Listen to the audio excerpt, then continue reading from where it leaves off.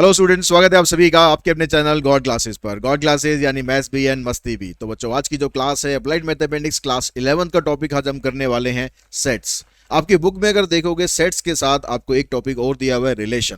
तो उसका one shot मैं आपको ऑलरेडी प्रोवाइड कर चुका हूं। रिलेशन एंड फंक्शन दोनों टॉपिक्स को हमने उसमें इंक्लूड किया था, तो वो आपके पास ऑलरेडी प्लेलिस्ट के अंदर अवेलेबल है। फिर भी इस वीडियो के एंड में मैं आपको उसका लिंक दे दूंगा, जहां पर ये चैप्टर खत्म करने के बाद आप आगे रिलेशन और उसके बाद फिर फंक्शन को कंटिन्यू कर सकते हैं, अगर अभी तक आपने वो नहीं किया है तो। ठीक है, तो आगे बढ़ने से पहले एक चीज और बता दूं कि अगर आपको वीडियोस पसंद आते हैं तो वीडियो को लाइक जरूर करो, चैनल को सब्सक्राइब करके रखो और बेल आइकन को भी प्रेस करके रखो, ताकि इस तरह के वीडियोस आपको लगातार मिलते रहें। और क्लास 12 में आप लोग जल्दी आने वाले हो, तो बहुत सारे वीडियोस आप लोगों का वेट कर रहे हैं। बस उसके लिए आपको चैनल के साथ अपना सपोर्ट, अपना प्यार बनाए रखना है। बहुत मेहनत करके वीडियो बनाते हैं, तो कोशिश करें कि आप भी जो इसका फ़ायदा उठा रहे हैं तो अपने दोस्तों के साथ उसको ज़रूर शेयर करें कि आपको इसमें बेनिफिट अगर कुछ मिलता है। तो कुछ बेनिफिट नहीं मिल रहा है तो भी आप बताने की कोशिश करें कि हम और क्या चीज़ें इसमें आपके लिए लेकर आएँ, ताकि आपको कंटेंट और ज़्यादा बेनिफिशियल लगे। तो आपके सजेशन का हमेशा से वेलकम रहा है और आगे भी रहेगा।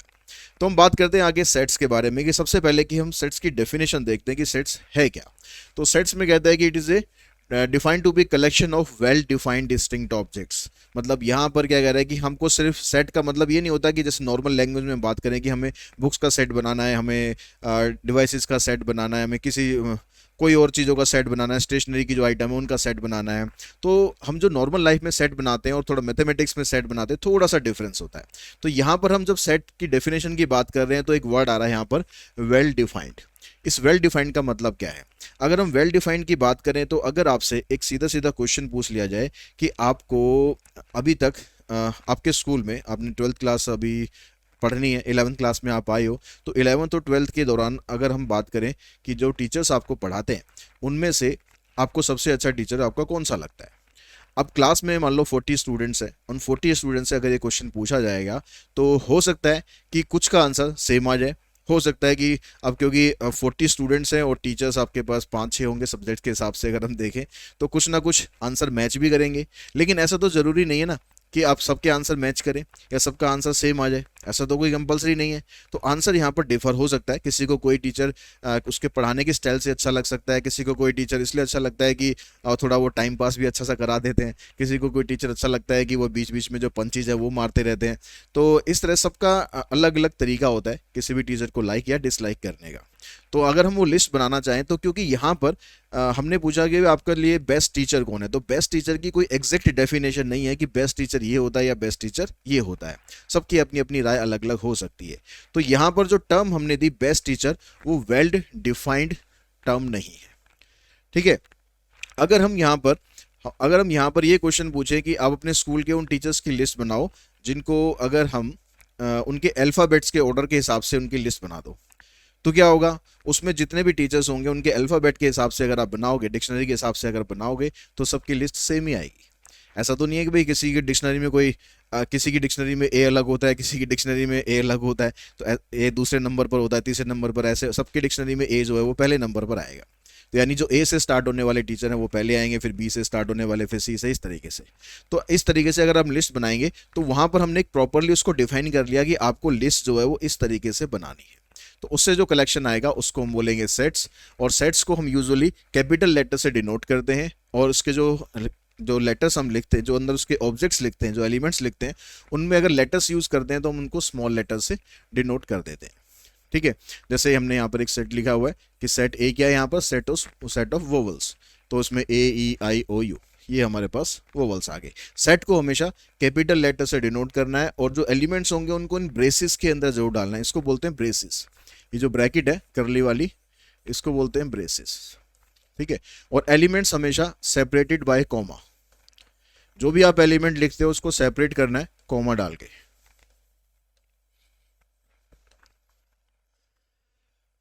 उसके बाद जब हम सेट्स को प्रेजेंट करते हैं तो प्रेजेंट करने के लिए हमारे पास दो तरीके होते हैं। सेट को प्रेजेंट करने के लिए हम रोस्टर फॉर्म यूज कर सकते हैं, ठीक है, या उसको ब्रेसिस फॉर्म भी बोलते हैं। दूसरा जो मेथड है वो सेट बिल्डर फॉर्म, या फिर हम एल्जेब्रिक फॉर्म या रूल मेथड भी यूज कर सकते हैं। अब यहाँ जो रोस्टर फॉर्म या ब्रेसिस फॉर्म क्या होती है, जब आप किसी भी सेट्स को रिप्रेजेंट करते हो उसके एलिमेंट्स के थ्रू, ठीक है। जैसे यहाँ पर हमने लिखा कि ये वोवल्स हैं, तो हमने लिख दिया भाई वोवल्स हैं ये ए ई आई ओ यू, जितने भी वोवल्स हैं वो उठा के लिख दिए, तो इसको हम बोलेंगे रोस्टर फॉर्म। लेकिन इसी चीज़ को जब हम प्रॉपरली डिफाइन करके लिखेंगे, एक रूल बनाकर लिखेंगे, तो उसको हम बोलेंगे सेट बिल्डर फॉर्म। जैसे हमने लिख दिया the set of vowels in the alphabet, alphabets के अंदर जो वोवल्स होते हैं उनका आप सेट बनाइए। यानी जब आप उसको एक्सप्लेन करते हैं, आप उसको स्टेटमेंट्स के अंदर बताते हैं कि भाई आपको ये सेट बनाना है, तो उसको सेट बिल्डर फॉर्म या रूल मेथड बोला जाता है। और जब आप उसी चीज़ को एज ए एलिमेंट रिप्रेजेंट करते हैं तो उसको रोस्टर फॉर्म बोला जाता है। एक सेट के अंदर फाइनाइट और इनफाइनाइट दोनों तरह से सेट बना सकते हैं। जैसे अगर हम बोलें कि भाई सेट ऑफ नेचुरल नंबर, तो set of natural number start होगा 1 से, 1 2 3 4 5, अब ये चलता रहेगा चलता रहेगा चलता रहेगा, तो ये हो जाएगा इनफाइनाइट। ठीक है, फाइनाइट हो जाएगा अगर हम उसमें एलिमेंट काउंट कर सकते हैं। अगर हम कहें भाई set of natural number less than 10, तो उसमें आपको नेचुरल नंबर बनाने हैं लेकिन 1 से लेकर 9 तक लिखने हैं, तो वहाँ पर वो डिफाइन, वहाँ पर फाइनाइट हो गया। If any element repeat then it's sufficient to write it once. अगर हम कहीं पर ऐसा देखते हैं कि एलिमेंट कोई रिपीट हो रहा है, जैसे फॉर एग्जांपल अगर हमारे पास स्कूल एक वर्ड है, अब आपसे बोला जाता है कि आपको सेट्स बनाना है जो स्कूल में अल्फ़ाबेट्स यूज आप कर रहे हो उनका। तो सेट्स में अगर अल्फ़ाबेट हम यूज कर रहे हैं, तो इसमें स्कूल में जो अल्फ़ाबेट हम यूज कर रहे हैं, तो उसमें एस आ रहा है, सी आ रहा है, एच आ रहा है, ओ आ रहा है। अब ओ दोबारा आ रहा है तो उसको रिपीट करने की जरूरत नहीं है, आप इसको सिंपली ऐसे लिख सकते हैं। तो जो एलिमेंट रिपीट हो रहा होता है उसको सेट्स में लिखने की जरूरत नहीं है। आपने लिख दिया है तो वो गलत भी नहीं है, लेकिन यूजुअली जो एलिमेंट रिपीट होता है उसको हम लिखते नहीं है। ठीक है, उसके बाद अगर हम टाइप्स ऑफ सेट्स की बात करें तो सबसे पहले आता है एम्प्टी सेट। एम्प्टी सेट होता है जिसके अंदर कुछ भी ना हो, ठीक है, खाली। इसको नल सेट भी हम बोलते हैं, इसको वॉइड सेट भी हम बोल सकते हैं। तो इसको हम डिनोट करते हैं, इसको हम डिनोट करते हैं, ये जो सिंबल होता है फाई, सॉरी ऐसे नहीं, ये तो थीटा बना दिया मैंने, ये वाला सिंबल हम यूज करते हैं यहाँ पर फाई। ठीक है, इसका मतलब इसके अंदर कुछ भी नहीं है। जैसे अगर हम कहें कि भाई set of odd number which are divisible by 2, ऐसे ऑड नंबर बताओ जो 2 से डिवाइड हो जाए। अब ऑड नंबर अगर होंगे तो वो 2 से डिवाइड तो होंगे ही नहीं, तो इसका मतलब है कि यहाँ पर कोई भी एलिमेंट नहीं आएगा, तो उसको हम बोलेंगे नल सेट। सिंगलटन सेट का मतलब होता है जिसके अंदर सिर्फ एक ही एलिमेंट आए। जैसे हम बोले कि set of even prime number, even भी होना चाहिए और प्राइम भी होना चाहिए, ऐसा सिर्फ एक ही नंबर होता है हमारे पास 2, तो उसके अंदर एक एलिमेंट होता है, उसको बोलेंगे सिंगलटन सेट। फाइनाइट सेट अभी डिस्कस किया कि अगर आप एलिमेंट काउंट कर सकते हो तो फाइनाइट होता है, अगर काउंट नहीं कर सकते हो तो इनफिनाइट होता है। इक्विवेलेंट सेट, इक्विवेलेंट सेट के अंदर नंबर ऑफ एलिमेंट्स सेम होते हैं, नंबर ऑफ एलिमेंट्स सेम होते हैं। ठीक है, इक्वल सेट्स के अंदर नंबर ऑफ एलिमेंट्स भी सेम होते हैं और एलिमेंट्स की जो वैल्यू होती है वो भी सेम होती है।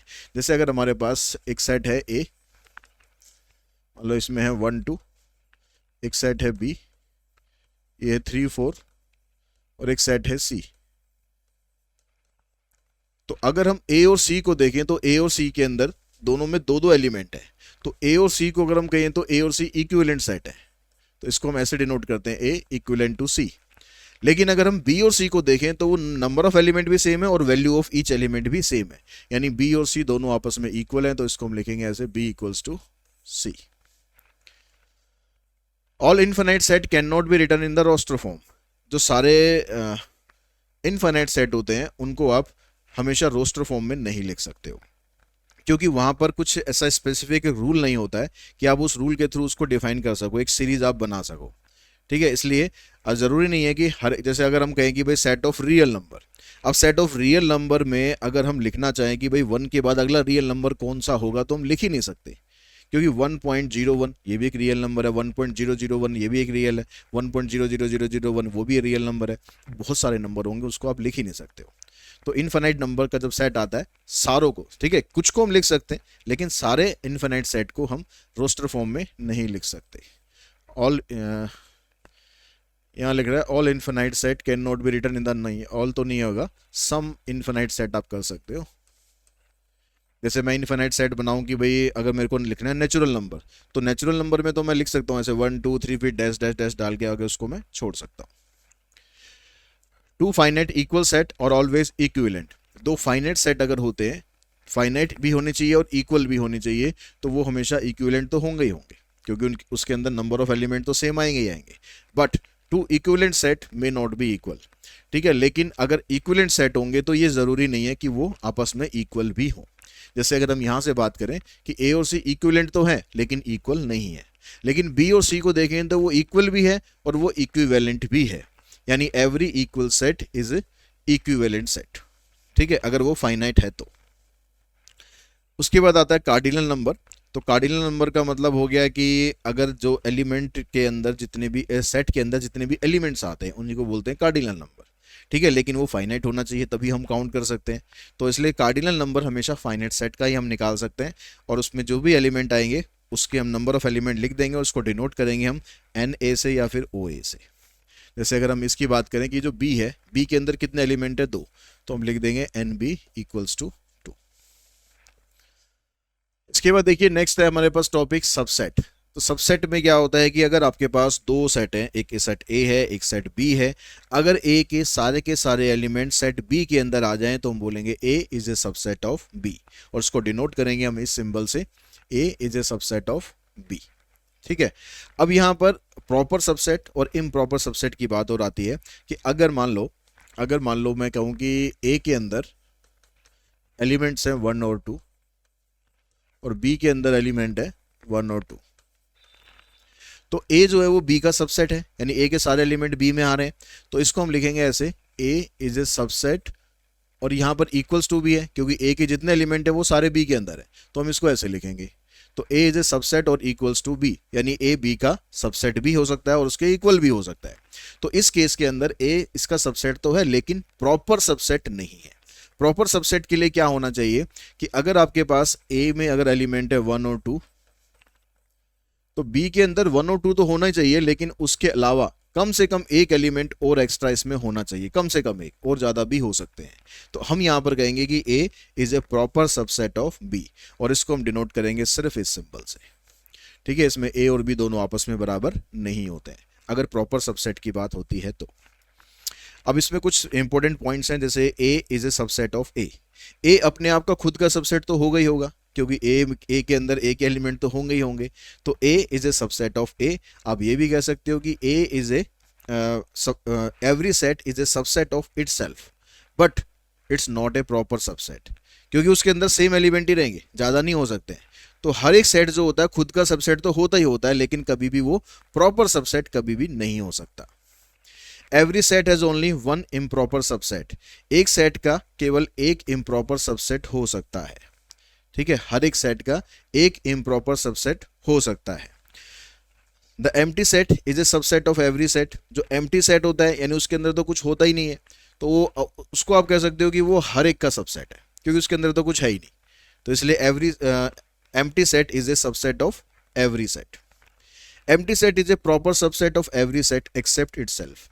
अब जो एम्प्टी सेट होता है क्योंकि उसके अंदर तो कुछ भी नहीं है, तो वो हर एक का सबसेट तो होता ही होता है, लेकिन साथ में हम ये भी कह सकते हैं कि वो प्रॉपर सबसेट होता है केवल अपने आप को छोड़कर, क्योंकि खुद का तो वो इम्प्रॉपर कभी भी होगा नहीं, कोई भी सेट खुद का प्रॉपर सबसेट तो कभी होगा ही नहीं। लेकिन अगर हम फाई की बात करें, जैसे मान लो एक एग्जाम्पल से हम समझते हैं कि मान लो आपके पास जैसे ए था, ये 1 और 2। अब मान लो मैं इसके सबसेट बनाता हूँ, इसके मैं सबसेट बनाता हूँ, तो ए मैंने लिख दिया यहाँ पर 1, सबसेट लिखेंगे तो एक में हमने 1 लिख दिया, एक 2 लिख दिया, ठीक है, एक में 1 2 लिख दिया और एक में हमने 5 लिख दिया। तो 5 जो आएगा ना वो हर एक में आएगा ही आएगा, ठीक है। यहाँ पर ये 2-3 पॉइंट जो हैं उन सबको डिस्कस कर लेते हैं कि every set has only one improper subset. इसके अंदर एक इम्प्रॉपर सबसेट ज़रूर है। जैसे अगर मैं इसकी बात करूँ तो इसका इम्प्रॉपर सबसेट ये है, क्योंकि यहाँ पर ये दोनों सेम है तो ये प्रॉपर सबसेट तो होगा नहीं। अगर मैं इसकी बात करूँगा कि इसका ये जो सेट बनेगा ये इसका प्रॉपर सबसेट नहीं होगा, इम्प्रॉपर होगा। तो कोई सा भी सेट का आप सबसेट जब बनाओगे तो उसमें एक सेट हमेशा ऐसा आएगा जो उसका इम्प्रॉपर सबसेट होगा। The empty set is a subset of every set. वो हमने दिखाया कि भाई जो एम्प्टी सेट है वो सभी का सबसेट होता ही होता है। Empty set is a proper subset of every set. जो ये एम्प्टी सेट है ये इसका प्रॉपर सबसेट है, ठीक है। केवल ये खुद का नहीं होगा क्योंकि खुद का ये सेट खुद ही बन जाएगा, तो ये खुद का बन गया अगर खुद ही, तो इसका मतलब ये प्रॉपर तो बनेगा नहीं। If A is a set with n A equals to m, मतलब ए के अंदर अगर एम एलिमेंट है, then the number of subset of A equals to 2 raise to power m. अगर किसी सेट के अंदर नंबर ऑफ एलिमेंट हमारे पास m है और उसके हम नंबर ऑफ सबसेट बनाना चाहते हैं तो उसका फार्मूला बनेगा 2 रेज टू पावर m। जैसे फॉर एग्जांपल आप यहाँ से समझ सकते हो, इसके अंदर कितने एलिमेंट है, 2 एलिमेंट है, और आपके पास सबसेट कितने बने, 1 2 3 4, यानी मैं यहाँ पर 2 की पावर 2 कर दूं तो कितना आ गया 4। तो आप ये भी पता लगा सकते हो कि किसी भी सेट के कितने सबसेट आप बना सकते हो। उसके लिए फार्मूला रहता है 2 raise to power m, where m is the number of element in A set. अगर यहां पर आप नंबर ऑफ प्रॉपर सबसेट बनाना चाहो तो बस क्या होगा, इसमें जो आपका इम्प्रॉपर सबसेट बना था उसको हटा दो, यानी फार्मूला क्या बन जाएगा 2 की पावर m माइनस 1। तो आप डिपेंड ये करता है कि क्वेश्चन में आपसे पूछा क्या जा रहा है, इसलिए ध्यान रखना है। अगर क्वेश्चन में पूछता है कि how many subsets are there, तो फार्मूला यूज करना है 2 रेज टू पावर m। अगर क्वेश्चन में पूछता है कि how many proper subsets are there, तो फार्मूला यूज करना है 2 raise to power m minus 1। इस प्रॉपर वर्ड का ध्यान रखना कि ये वर्ड आपको क्वेश्चन में दिया गया है या नहीं दिया गया। जल्दबाजी में अपना आंसर मत लिख देना, कहीं उठा के सब में 2 की पावर m लिख दो आप। उसके बाद आता है पावर सेट। अभी जो हमने सबसेट बनाए हमने किसी भी सेट के, उन सारे सबसेट्स को जब हम एक सेट के अंदर डाल देते हैं तो उसी को हम बोलते हैं पावर सेट। ठीक है, the set formed by all the subset of given set A is called the power set and it is denoted by P A. तो अब इसके अंदर पूछता है कि भाई how many elements in A power set, तो इसका फार्मूला भी सेम रहेगा, क्योंकि जो सबसेट आपने निकाले हैं अब उसी को तो ब्रेसेस में डाल रहे हो। ठीक है, बस इतना ही फर्क है कि वहाँ ब्रेसेस में डाल देंगे तो वो पावर सेट बन जाएगा, और बिना ब्रेसेस के लिखेंगे तो बस सिंपली वो क्या होगा, वो किसी भी सेट के सबसेट होंगे। तो दोनों के अंदर जो फार्मूला है वो सेम ही रहेगा कि कितने एलिमेंट इसके अंदर होते हैं, 2 raise to power m। Universal set. अब यूनिवर्सल सेट ऐसा कुछ फिक्स नहीं होता कि भाई ये यूनिवर्सल सेट है। ठीक है, इसको डिनोट हम करेंगे कैपिटल यू से, या एप्सिलॉन का साइन होता है उससे भी डिनोट करते हैं। अब इसके अंदर जितने भी आपको किसी भी क्वेश्चन के अंदर जितने भी सेट्स दे रखे हैं उनसे रिलेटेड यूनिवर्सल सेट बनता है। मतलब आपके अगर 3 सेट दे रखे हैं तो उन 3 सेट्स के अंदर जितने भी एलिमेंट हैं, तो कोई ऐसा सेट जिसके अंदर वो सारे एलिमेंट कम से कम जरूर हो, उसको हम बोलेंगे वो उनका यूनिवर्सल सेट है। जैसे मान लो ए के अंदर एलिमेंट है 1 2, बी के अंदर है 3 4, सी के अंदर है 4 5, इस तरह से 3 सेट हो गए। अगर मैं एक सेट बोलूँ कि भाई 1 से लेकर 10, तो 1 से लेकर 10 तक के बीच में ए भी आ रहा है, बी भी आ रहा है और सी भी आ रहा है, तो यानी वो जो सेट आएगा वो उनका यूनिवर्सल सेट काउंट किया जाएगा। वही क्वेश्चन में आपको बताया जाएगा क्या आपको यूनिवर्सल सेट लेना है। उसके बाद आता है हमारे पास सबसेट ऑफ रियल नंबर। तो सबसेट ऑफ रियल नंबर में कह रहा है कि यहाँ तो कुछ आपको अल्फ़ाबेटिकली ये दिखा रखे हैं कि जो नेचुरल नंबर होता है वो होल नंबर का सबसेट होता है, क्योंकि जो नंबर नेचुरल होते हैं वो सारे के सारे होल के अंदर है, उसमें एक एक्स्ट्रा हो जाता है 0। ठीक है, होल नंबर जो होता है वो इंटीजर का सबसेट होता है, इंटीजर्स के अंदर नेगेटिव वाले भी आ गए। इंटीजर्स जो होता है रैशनल नंबर का सबसेट होता है, उसके अंदर जो फ्रैक्शन वाली टर्म्स है वो भी आ गई, और जो रैशनल नंबर होते हैं वो रियल नंबर के सबसेट होते हैं। और जो इर्रेशनल, टी को डिनोट करते हैं इर्रेशनल नंबर से, इर्रेशनल नंबर इन सबसे अलग है। ठीक है, इन सबसे अलग है, क्योंकि जो रियल नंबर होता है उसमें 2 पार्ट्स डिवाइड हो जाता है, एक रैशनल और एक इर्रेशनल। इर्रेशनल बिल्कुल अलग ही रहते हैं, जो रूट वाले नंबर होते हैं। उसके अलावा बाकी जो नंबर्स रहते हैं फिर ये rational number, integers, whole number, natural number, ये सब आते हैं। ठीक है, लेकिन यहाँ पर हम बात करेंगे कि अगर आप किसी भी नंबर की आपको एक लिमिट दे रखी है कि नंबर यहाँ से लेकर यहाँ तक बिलोंग कर रहा है, तो उसको हम रियल नंबर में कैसे शो कर सकते हैं। अगर मैं कहता हूँ कि भाई x की जो वैल्यू है वो 2 से लेकर 6 तक के बीच में है। ठीक है, अब इसको मेरे को सेट्स के अंदर रिप्रेजेंट करना है। अब सेट के अंदर रिप्रेजेंट जब करेंगे इस तरह की वैल्यूज को, क्योंकि रियल नंबर है यहाँ पर, रियल नंबर में आप ऐसे नहीं लिख सकते कि भाई इनके बीच की वैल्यू लिख दी मैंने 3 4 5, क्योंकि रियल नंबर के अंदर तो बहुत सारे नंबर होते हैं। तो इसको डिनोट हम कैसे करते हैं, इसको ब्रैकेट्स में हम डिनोट करते हैं। इसके लिए हम ब्रैकेट यूज करते हैं ऐसे 2 और 6, इनको बोलते हैं ओपन ब्रैकेट्स। इसका मतलब होता है कि 2 को काउंट नहीं करना, 2 से अगली वाली वैल्यूज जो भी होंगी वो लेनी है, और यहाँ पर 6 को काउंट नहीं करना, 6 से पहले वाली जितनी भी वैल्यूज है।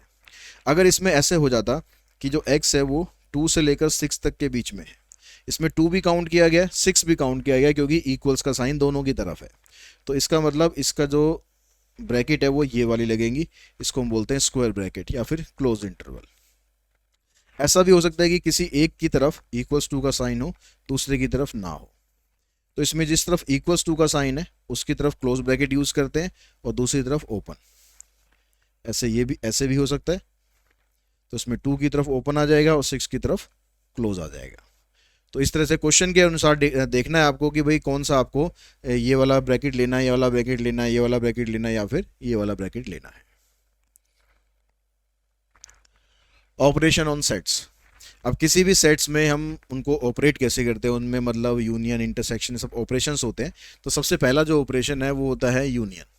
तो यूनियन का मतलब होता है कि ए के अंदर और बी के अंदर जितने भी एलिमेंट आ रहे हैं उन सबको आप इकट्ठा करके लिख दो।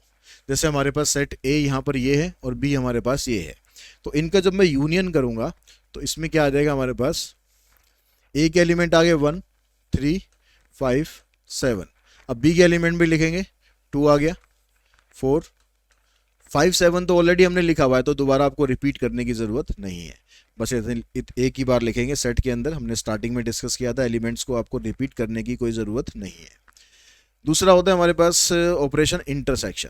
इंटरसेक्शन का मतलब होता है कि सेट ए और सेट बी में जो दोनों में आता है, यानी कॉमन। तो कॉमन हमारे पास क्या है यहाँ पर, ए और बी के अंदर देखो 5 7 इसमें भी है, 5 7 इसमें भी है, तो यहाँ पर हम लिखेंगे सिर्फ 5 एंड 7।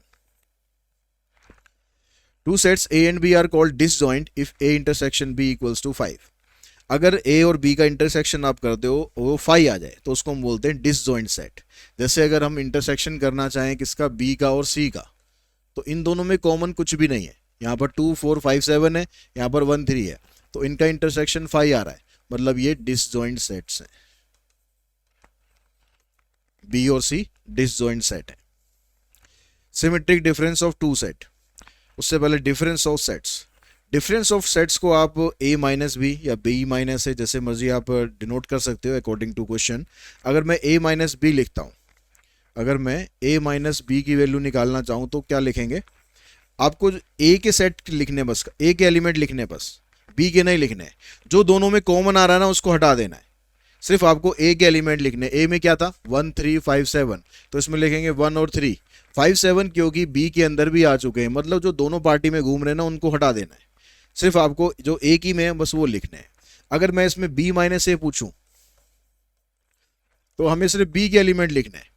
बी के एलिमेंट 2 4 5 7 है, तो उसमें से आपको सिर्फ 2 4 लिखना है, क्योंकि 5 7 तो ए के अंदर भी है। ठीक है, यानी जो दोनों जगह होंगे उनको आपको हटा देना है। जो ए की जगह होगा एक के लिए लॉयल होगा, बस आपको डिफरेंस में उन्हीं को लिखना होता है। और सिमेट्रिक डिफरेंस होता है जो आप a माइनस बी और b माइनस ए लिखते हो, उन दोनों का यूनियन आप कर दोगे तो उसको बोलते हैं symmetric difference. Complement of set. Complement of set को के लिए आपको जो यूनिवर्सल सेट है इसकी जरूरत हमेशा पड़ेगी, बिना इसके आप कॉम्प्लीमेंट नहीं निकाल सकते हो। तो कॉम्प्लीमेंट का मतलब हो गया कि जो, जैसे हम ए की बात करें कि ए का कॉम्प्लीमेंट, कॉम्प्लीमेंट के लिए या तो आप डैश लगाओगे या फिर ऐसे ए के ऊपर सी लिख दोगे या ए के ऊपर ऐसे बार लगा दोगे, ये सब कॉम्प्लीमेंट के साइन है।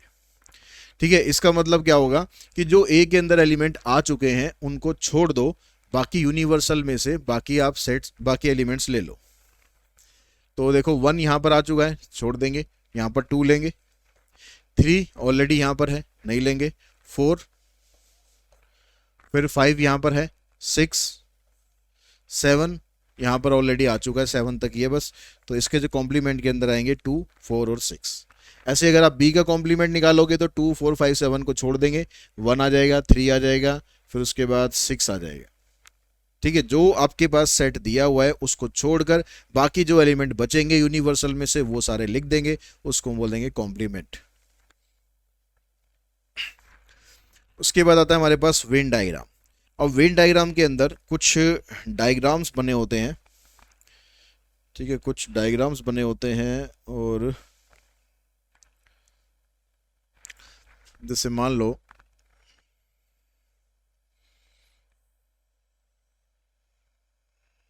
थिकनेस कुछ ज्यादा ही है,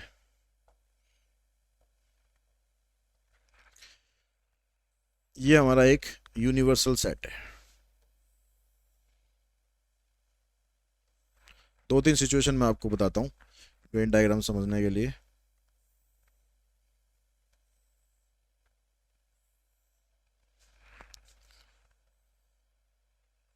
जो बॉक्सेज हैं ये सब रिप्रेजेंट कर रहे हैं यूनिवर्सल सेट को।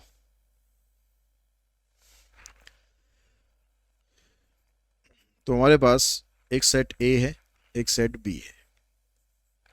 अगर हमें शो करना है कि ए यूनियन बी का वेन डायग्राम क्या होगा, तो ए यूनियन बी में हमने डिस्कस किया कि भाई जो ए के एलिमेंट होंगे और बी के एलिमेंट होंगे उनको दोनों को आप आपस में मतलब सबको इकट्ठा करके लिख दो। तो यहाँ पर उस चीज़ को हम शेड करते हैं। तो ए के जो एलिमेंट है और बी के जो एलिमेंट है उनको हम कर देते हैं शेड, मतलब ये वाला पोर्शन जो आप शेड करते हो वही इसमें आंसर होता है। अगर आपसे पूछा जाए भाई ए इंटरसेक्शन बी का निकाल दो, तो इंटरसेक्शन का मतलब हो गया जो दोनों में कॉमन है, तो जो दोनों में कॉमन पार्ट है उसको शेड कर देना। तो ये कॉमन पार्ट है दोनों में, इसको शेड कर देना है। ठीक है, अगर हमसे पूछता है कि भाई डिफरेंस बताओ ए माइनस बी का, तो इसमें हम क्या करते हैं, जो ए के एलिमेंट है बस वो लिखते हैं, लेकिन जो कॉमन आ चुके होते हैं उनको छोड़ देते हैं। तो ए हमारे पास ये वाला सेट है, तो हम सिर्फ ये वाला हिस्सा जो है इसको शेड कर देंगे।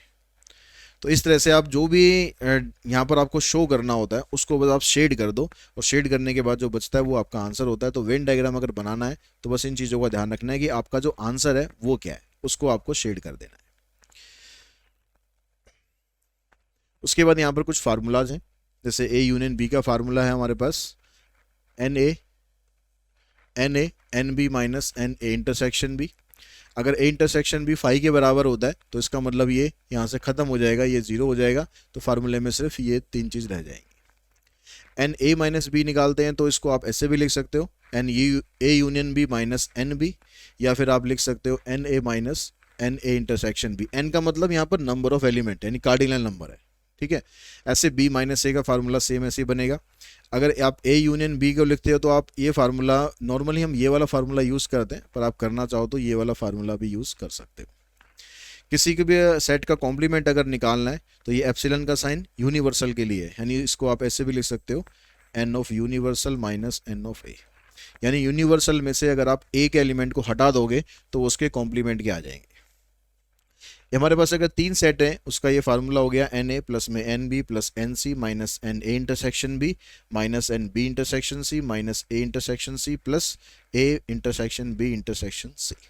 तो ये फार्मूला दिखने में लंबा है लेकिन याद करने में आसान है।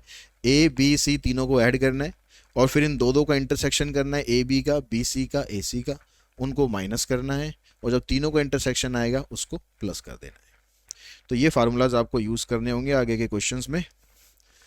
अब यहाँ पर कुछ क्वेश्चंस हम देख लेते हैं। सबसे पहले कहता है कि right the following set in the set builder form. इनको आपको सेट बिल्डर फॉर्म में लिखना है, मतलब आपको यहाँ पर रोस्टर फॉर्म में दिया हुआ है, बिल्डर फॉर्म में लिखना है इसको। तो बिल्डर फॉर्म में जब आप इसको लिखेंगे तो यहाँ पर लिखा हमने सेट ए। अब यहाँ पर क्या कह रहा है कि fraction is whose numerator is 1। Fraction का जो न्यूमरेटर है वो तो 1 है, and whose denominator is a counting number. Counting number मतलब natural number less than 10।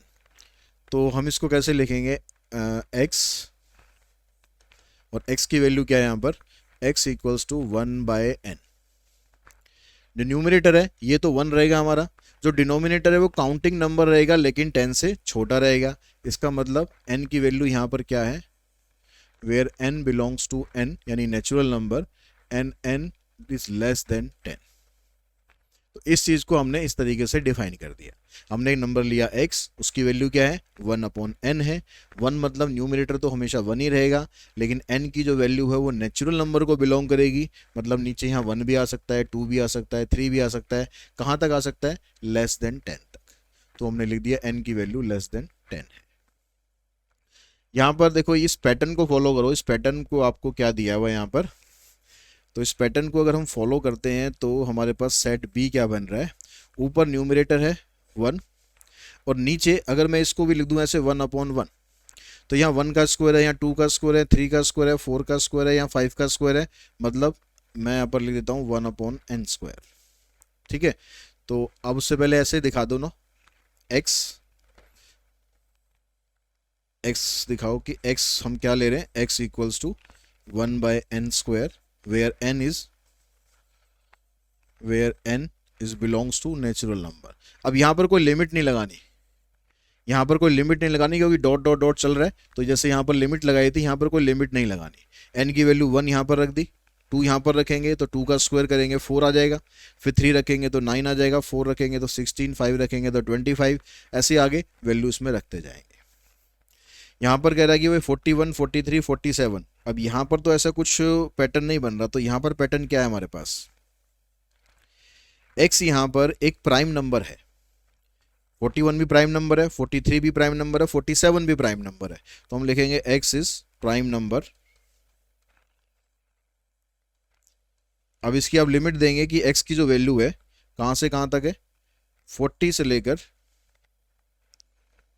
x की जो वैल्यू है वो 40 से लेकर 50 तक के बीच में है।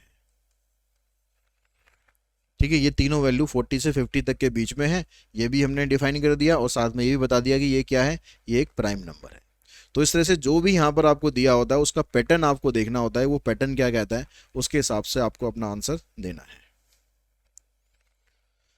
उसके बाद देखिए नेक्स्ट क्वेश्चन में कहता है कि which of the following sets are equal, इसमें से कौन से सेट इक्वल है।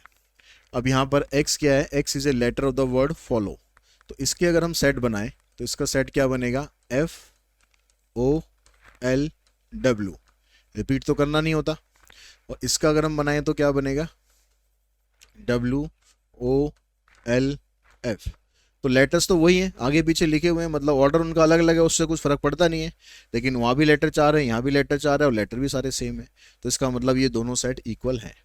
तो यहाँ लिख देंगे यस, ए और बी बोथ आर इक्वल। यहाँ पर कहता है ए आपको ये दिया हुआ है और बी के बारे में कह रहा है कि बी एक रियल नंबर है सेटिस्फाइंग दिस इक्वेशन। अगर हम इस इक्वेशन को देखें तो एक्स स्क्वायर की वैल्यू आ रही है यहाँ पर -1। अब ये x square -1 does not exist for real number, क्योंकि रियल नंबर में आप इसको सॉल्व ही नहीं कर सकते हो, ऐसी कोई वैल्यू ही नहीं है जिसका अगर आप स्क्वायर करोगे तो वो -1 के बराबर आ जाए। इसका मतलब ये जो सेट है ये नल सेट है, ठीक है, ये फाई है, तो ये तो फाई है और यहाँ पर -1 और 1 दो एलिमेंट हैं, तो इसका मतलब हो गया ये दोनों सेट आपस में इक्वल नहीं है।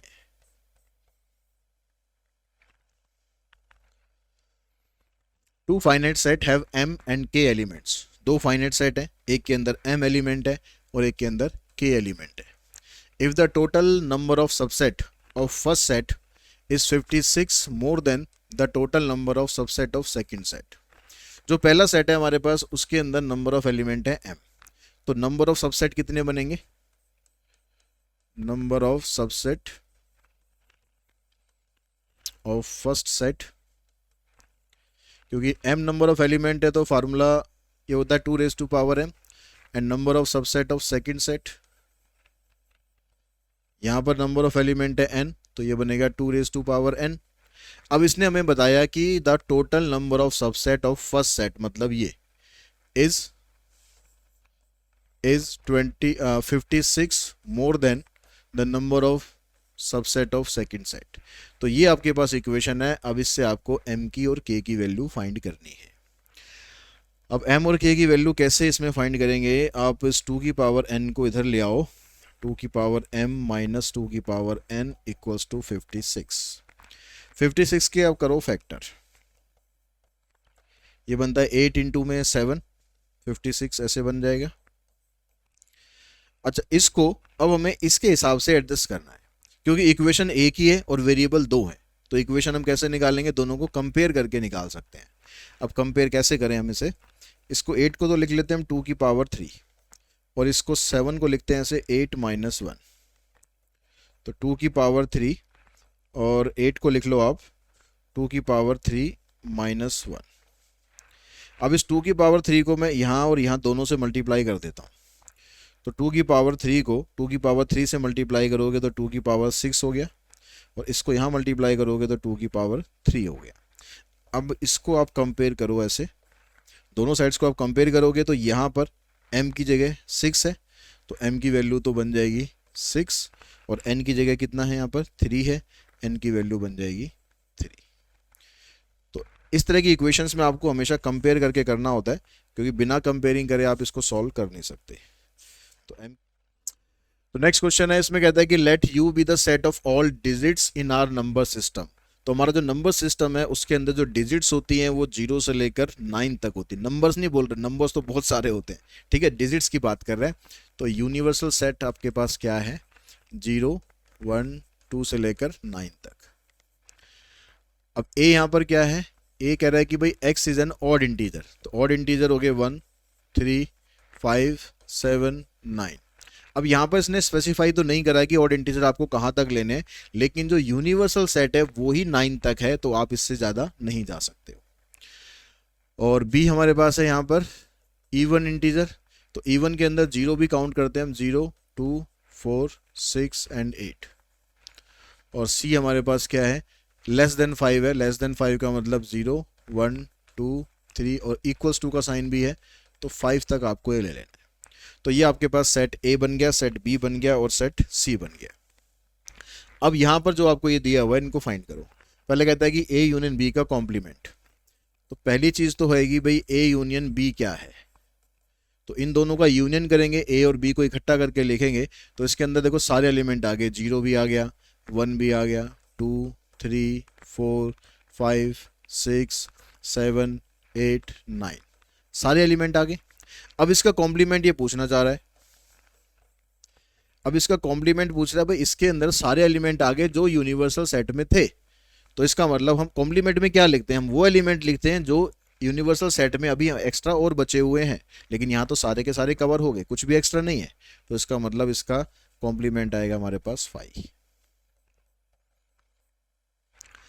उसके बाद फिर कहता है ए माइनस सी, तो ए के एलिमेंट आपको लिखने हैं लेकिन जो सी में आ चुके हैं उनको छोड़ देना है, तो ए के एलिमेंट लिखेंगे 1, लेकिन वो तो सी में भी है, ठीक है, 3 वो भी सी में आ रहा है, 5 है वो भी सी में आ रहा है, तो यानी 7 लिखना है और 9 लिखना है। उसके बाद थर्ड पार्ट में कहता है A intersection B union C, तो पहले आप बी यूनियन सी निकाल लो, यानी बी और सी को आप इकट्ठा करो, तो 0 1 2 3 4 5 6 एंड 8, ये बी और सी का यूनियन हो गया। अब इसका इंटरसेक्शन निकालो आप ए के साथ, यानी इस सेट को देखना है कि ए के साथ कॉमन क्या है, इस सेट को ए के साथ देखोगे तो कॉमन आपके पास 1 भी है, 3 है, 5 है, 7 इसके अंदर नहीं है, तो बस यहीं तक ही छोड़ देंगे। उसके बाद फोर्थ पार्ट में क्या कहता है, ए माइनस बी इंटरसेक्शन सी। अब पहले आप निकालो बी और सी का इंटरसेक्शन, तो बी और सी में कॉमन देखो क्या है, तो कॉमन बी और सी में एक तो 2 है और दूसरा 4 है, ठीक है, बस ये दो कॉमन है। अब आपको क्या करना है, ए माइनस बी इंटरसेक्शन सी, ए में से इसको माइनस करना है, मतलब ए के एलिमेंट लिखने और जो इंटरसेक्शन में कॉमन आ रहे थे उनको हटा देना है। तो ए के एलिमेंट हमारे पास थे 1, ठीक है, 1 लिखेंगे, 3 5 7 9 सारे लिखेंगे, क्योंकि इसके साथ तो कॉमन कुछ भी नहीं आ रहा है, यहाँ तो 2 और 4 थे, तो 2 और 4 तो इसके अंदर है ही नहीं, तो इसका मतलब ए माइनस बी इंटरसेक्शन सी है 1 3 5 7 9। तो नेक्स्ट क्वेश्चन देखिए, इसमें कहता है कि इफ एन यू मतलब यूनिवर्सल सेट, यूनिवर्सल सेट में हमारे पास 40 एलिमेंट्स है, एन ए 25 है और एन बी 20 है, then find the greatest value of n A union B. तो यूनियन का मतलब होता है कि ए और बी को इकट्ठा करना, ठीक है, जैसे अगर हम वेन डायग्राम से समझे, ये आपके पास यूनिवर्सल सेट है, इसमें कितने एलिमेंट है 40।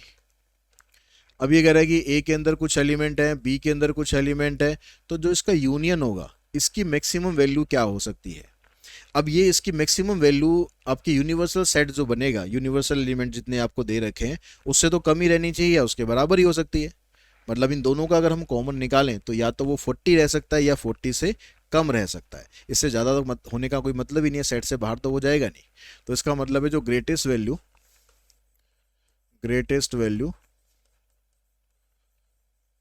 Of n A union B is less than equals to 40, ठीक है, ये वैल्यू होगी आपके पास, कि इसकी जो ग्रेटेस्ट वैल्यू है वो आपके पास 40 हो सकती है। अब सेकंड पार्ट में अगर हम चलते हैं तो वहाँ पर पूछता है कि least value of n A intersection B. अब हमें ये पता लग गया कि भाई यूनियन की जो वैल्यू है लेस देन इक्वल्स टू 40 है, तो यूनियन का फार्मूला अब यहाँ पर अप्लाई करो, n A plus n B minus n A intersection B. A की वैल्यू आपके पास 25 है, बी की वैल्यू 20 है,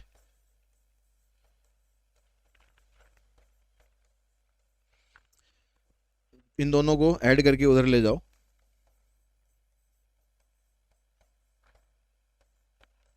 40 माइनस 45,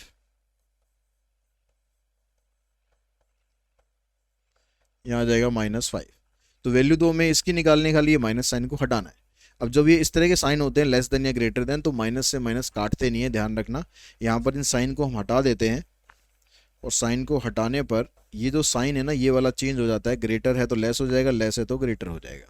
तो हमारे पास ये आ गया कि इसकी जो लीस्ट वैल्यू है वो कम से कम 5 तो होगी होगी, उससे ज़्यादा भी हो सकती है, लेकिन कम से कम 5 तो होगी ही होगी।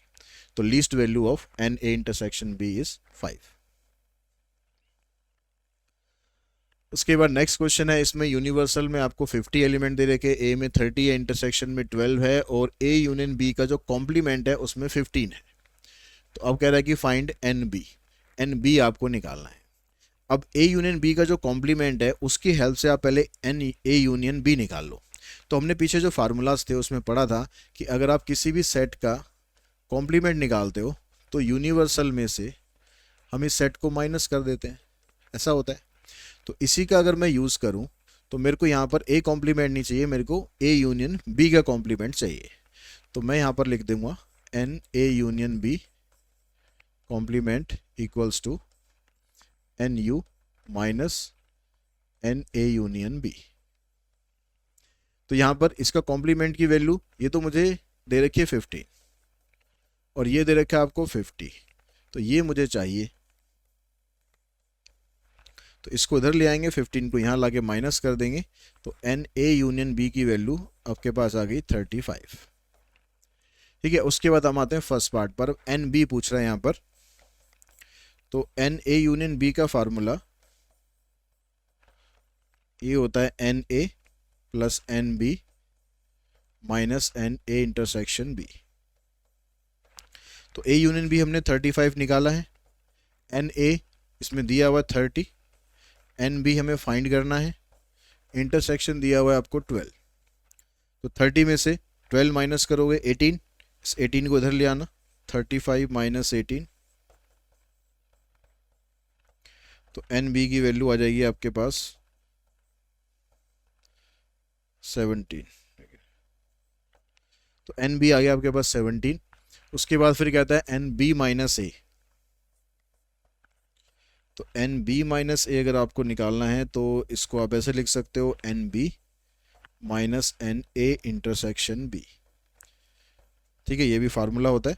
एन बी आपके पास 17 आया, इंटरसेक्शन 12 दिया हुआ है, तो ये आ जाएगा आपके पास 5। तो ये दोनों वैल्यूज आपके पास आ जाएंगी। उसके बाद अगर नेक्स्ट क्वेश्चन पे चले, नेक्स्ट में कहता है कि out of 500 car owners investigated 400 own car A and 200 own car B, 50 own both A and B car. तो कह रहा है कि इज द डाटा करेक्ट। तो आपके पास टोटल जो है 500 कार्स हैं, उनको हमने इन्वेस्टिगेट किया, मतलब यहाँ पर ये क्या है आपके पास एन यू है, यूनिवर्सल है, कि हमने इतनी कारों को इन्वेस्टिगेट किया और उसमें से जो 400 कार हैं वो ए के पास है, बी के पास 200 कार हैं, और दोनों कार ए और बी कार जो हैं वो 50 लोगों के पास है। तो अब ये डाटा जो पूछ रहा है ये आपसे पूछ रहा है कि करेक्ट है या इनकरेक्ट है। तो यहाँ पर हम क्या करते हैं, यूनिवर्सल यूनियन सेट निकालते हैं, क्योंकि हमें ए दे रखा है, बी दे रखा है, इंटरसेक्शन दे रखा है, तो इसकी हेल्प से हम यूनियन निकाल सकते हैं। तो फार्मूला होता है हमारे पास एन ए, अभी पीछे हमने क्वेश्चन में लिखा था, एन बी माइनस इंटरसेक्शन। तो 400 200 600, 600 में से 550 माइनस करेंगे तो आ जाएगा 550। अब जो यूनियन है वो 550 आ रहा है, लेकिन लोग कितने हैं आपके पास 500 है, मतलब यूनिवर्सल सेट तो 500 है। अभी पीछे भी हमने क्वेश्चन में डिस्कस किया था कि जो ग्रेटेस्ट वैल्यू हमने निकाली थी कि किसी भी यूनियन की ग्रेटेस्ट वैल्यू उसके यूनिवर्सल से ज़्यादा नहीं आ सकती, लेकिन यहाँ पर ये यूनिवर्सल से ज़्यादा आ रही है। इसका मतलब डाटा, तो यहाँ पर दिखा देना n A union B must be less than और equals to n U, therefore data is incorrect.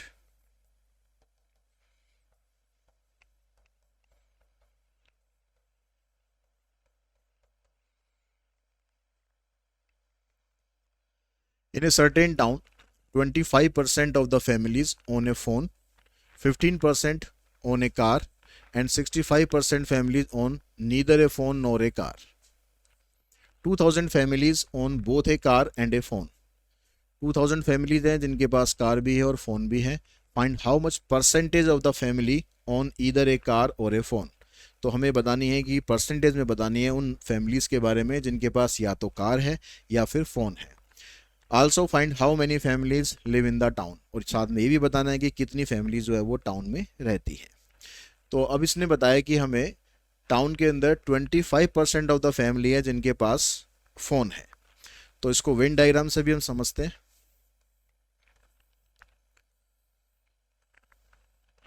ये हमारे पास सेट हो गया जिनके पास फोन है, ये है 25%. ठीक है, यानी एन पी मैंने ले लिया 25%. और 15% ओन ए कार, यहां पर ये ले लिया हमने कार. तो 15% ऐसे जिनके पास कार है. एन सी आ गया आपके पास कितना, 15%. 65% families own neither A phone nor a car. 65% family ऐसी है जिनके पास ना तो फोन है ना कार है. इसका मतलब अगर हम यूनियन की बात करें कि जिनके पास या तो फोन है या फिर कार है, तो इसके लिए क्या होगा कि टोटल जो हमारे पास यूनिवर्सल सेट होगा उसमें से जिनके पास इन दोनों में से कुछ भी चीज़ नहीं है वो माइनस कर दो. जिनके पास कुछ भी चीज़ नहीं है उनको डैश से डिनोट कर देते हैं. P dash intersection C dash, मतलब ना तो उनके पास फ़ोन है ना उनके पास कार है. ऐसे लोग कितने हैं आपके पास, 65% है.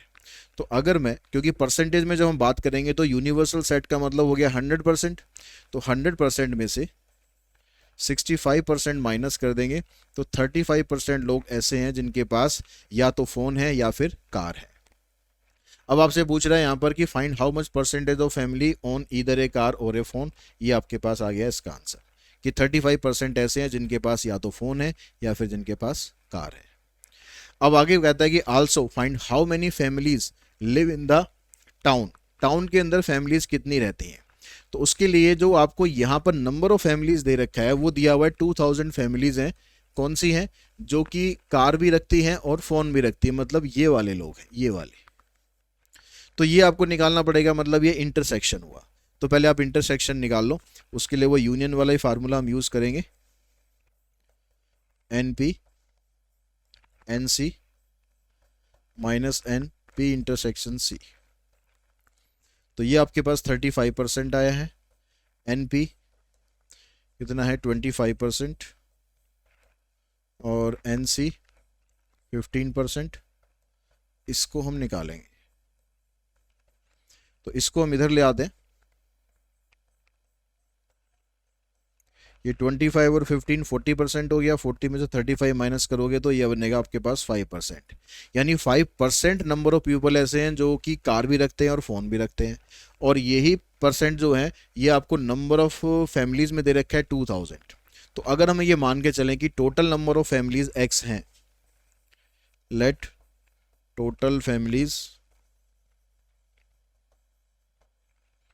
बी x, तो x का 5% वो लोग हैं जो कि दोनों चीज़ रखते हैं. तो अब यहाँ से x की वैल्यू निकालो. x का 5% हो गया, मतलब x इंटू में 5/100 इक्वल्स टू 2000. 5 से इसको काटोगे तो 2 2 जा 4, 40,000 आ गया. यानी टोटल मिलाकर 40,000 फैमिलीज हैं जिनका ये सर्वे किया गया, या जो टाउन के अंदर रहती हैं फैमिलीज वो हैं 40,000.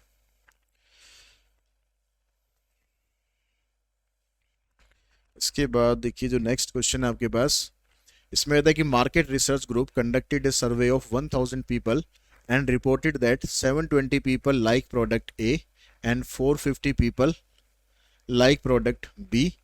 तो ये आ गया आपके पास एन ए 720 हो गया, एन बी 450 हो गया, और जो 1000 है वो यूनिवर्सल सेट हो गया. ठीक है. अब कह रहा है कि what is the least number of people that must have like both product.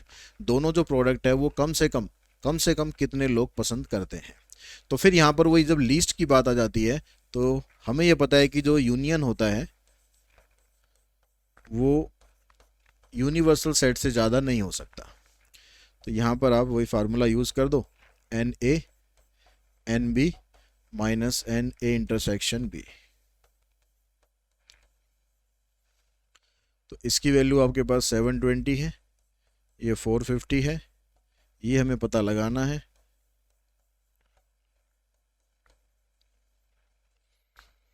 तो इन दोनों को ऐड करके उधर ले जाओगे,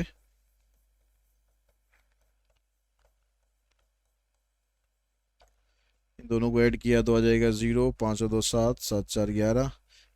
यहाँ से इसको माइनस करते हैं तो आपके पास जो वैल्यू है ये आ गई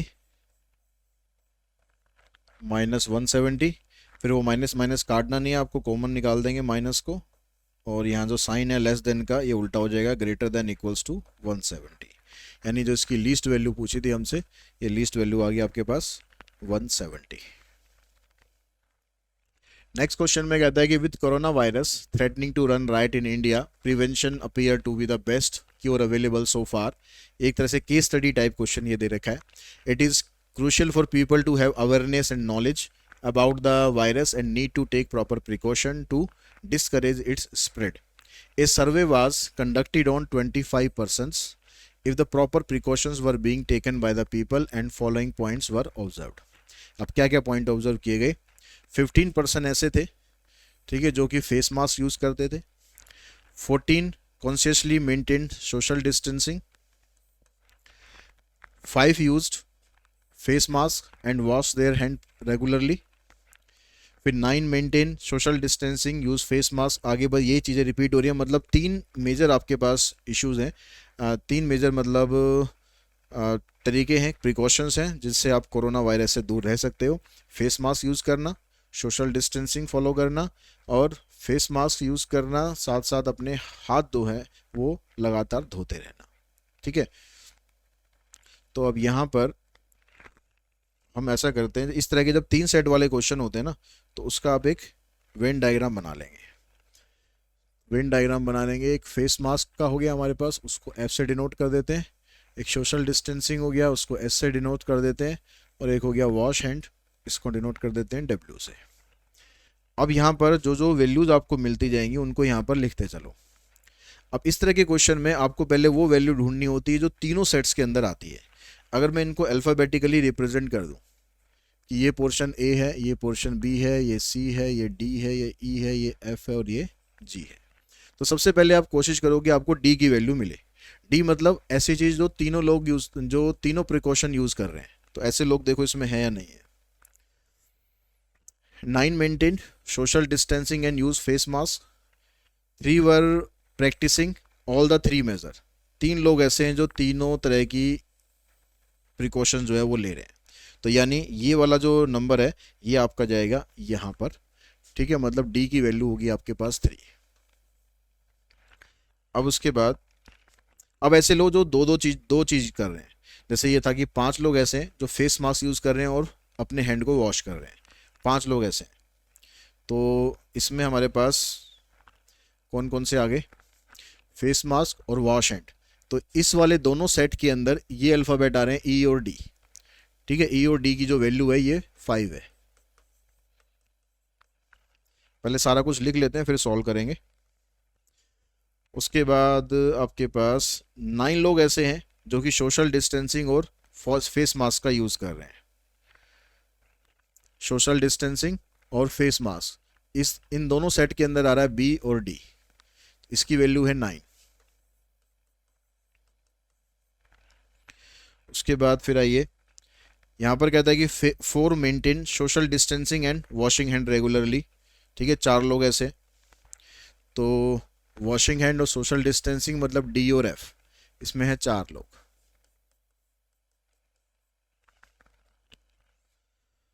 तो हमारे पास ये पॉइंट भी हो गया, ये पॉइंट भी हो गया, ये पॉइंट भी हो गया, ये भी हो गया। अब आ जाओ हम जो सिंगल सिंगल वाले थे। 15 लोग ऐसे हैं जो फेस मास्क यूज़ कर रहे हैं। तो फेस मास्क में 15 हैं। 15 फेस मास्क में आपके पास ए बी डी ई ये सारा कुछ आ रहा है, ये 15 लोग हैं। ए बी डी ई,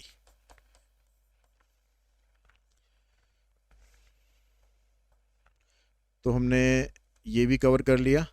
14 लोग ऐसे हैं जो सोशल डिस्टेंसिंग मेंटेन कर रहे हैं। सोशल डिस्टेंसिंग में है BCDF।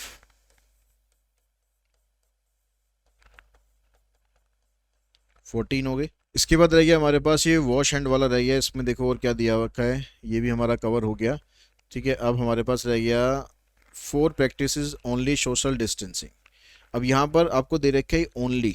ओनली वर्ड का यूज़ मतलब क्या हो गया, क्योंकि वॉश हैंड वाले के लिए अलग से और कुछ नहीं दे रखा। ठीक है, और कहीं कुछ है नहीं वॉश हैंड वालों के लिए। तो यहाँ पर ओनली वर्ड का यूज़ है, मतलब जो सिर्फ सोशल डिस्टेंसिंग कर रहे हैं। तो ऐसे हमारे पास कितने हैं देखो। सोशल डिस्टेंसिंग में ये है C, जो ओनली सोशल डिस्टेंसिंग में आ रहा है, यानी C की वैल्यू हमें दे रखी है 4। अब सारे अल्फ़ाबेट्स की वैल्यू आपको मालूम होनी चाहिए। जो भी इन्फॉर्मेशन थी वो सारी हमने यहाँ पर यूज़ कर ली है। अब देखो D की जगह अगर 3 यहाँ पर पुट करते हैं तो E + 3 = 5। इट मीन्स E की वैल्यू 2 आ गई। B और D में D की वैल्यू आपके पास 3 है, तो यहाँ से B की वैल्यू आपको मिल जाएगी 6। यहाँ पर 3 + F = 4 मीन्स F की वैल्यू आपको मिल जाएगी 1।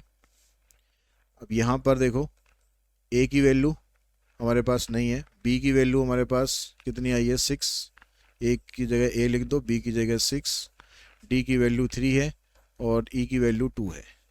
ये सारा मिलाकर 15 है। तो 6 और 3 9 और 2 11, 11 को वहाँ ले जाके माइनस करोगे तो A की वैल्यू आ जाएगी 4। इधर आपके पास B की वैल्यू 6, C की वैल्यू हमारे पास 4 है ही, D की 3 और F की वैल्यू 1। 6 4 10 3 13 और 1 14। तो ये तो आपके पास C की वैल्यू तो ऑलरेडी निकली हुई है। तो हमारे पास अब क्या रहेगा जिसकी वैल्यू हमारे पास नहीं है। हमारे पास वैल्यू किसकी नहीं है, G की वैल्यू नहीं है। लेकिन जो इन्फॉर्मेशन हमारे पास है उसके हिसाब से तो सारी वैल्यू हमारे पास आ गई है। आगे देखो क्वेश्चन में क्या दिया हुआ है। Assume that everyone took at least one of the precaution majorly. ये कह रहा है कि सब के सब जो हैं कुछ ना कुछ प्रिकॉशन जरूर रखते हैं, मतलब जो टोटल है ना उसका वो 25 है। किसका, इन सब का जो टोटल है वो 25 है। तो ABCDEFG